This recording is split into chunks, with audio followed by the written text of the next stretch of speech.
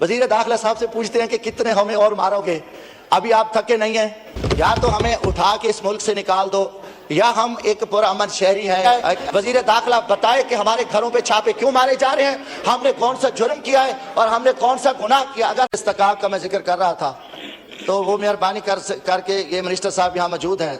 दूसरी गुजारिश है कि रात से हमारे घरों में छापे शुरू हो गए हैं। पहली तो चीज़ है कि हमारा एहतजाज, पुरअमन एहतजाज हमें आइन और कानून इजाज़त देता है। अगर पुरअमन एहतजाज हो रहा है, हम यहाँ नहीं है, मेरे घर पे भी पुलिस गई है, वजीर दाखिला साहब से पूछते हैं कि कितने हमें और मारोगे, अभी आप थके नहीं हैं।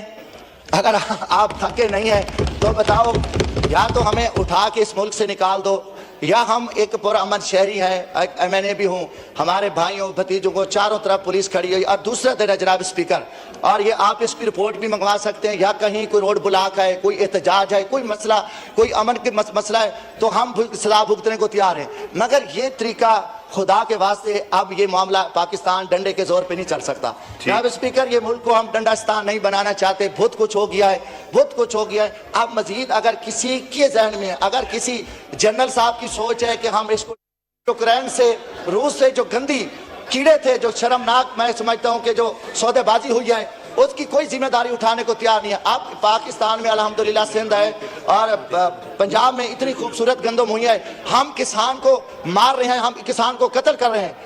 जनाब स्पीकर, थोड़ी सी तवज्जो दरकार है। तो ये पिछले दिनों भी बड़ी तफसीली इस पे बहस हुई है, मगर अभी तक हमारे किसान के साथ जो जुल्म हो रहा है, ज्यादती हो रही है, उस पर हुकूमत टस से मच नहीं हो रही और हुकूमत को कुछ पता ही नहीं है कि हमने करना क्या है। अगर वो किसान सड़कों पे आए, एहतजाज करे आएगा तो फिर हम उस पर डंडा बरसाएंगे, उनके ऊपर 780 के पर्चे दर्ज करेंगे। ये एक बहुत बड़ा जुल्म है। और आखिरी गुजारिश है कि मेरा नाम स्टाफ लिस्ट में शामिल किया है।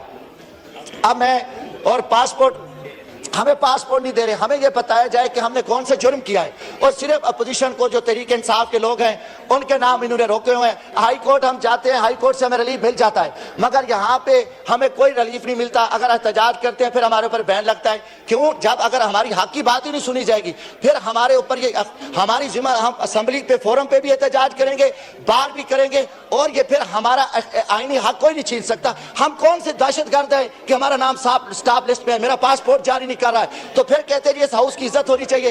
हाउस की इज्जत नहीं हो सकती जब तुम हाउस को, मेंबरान को इज्जत नहीं दोगे। जब एक तरफ हमें, एक हमारे साथ एक बुरी तुरास्तोली मां जैसा सलूक किया जाएगा, तो फिर स्पीकर साहब हम एक हद तक तो हम बर्दाश्त करेंगे।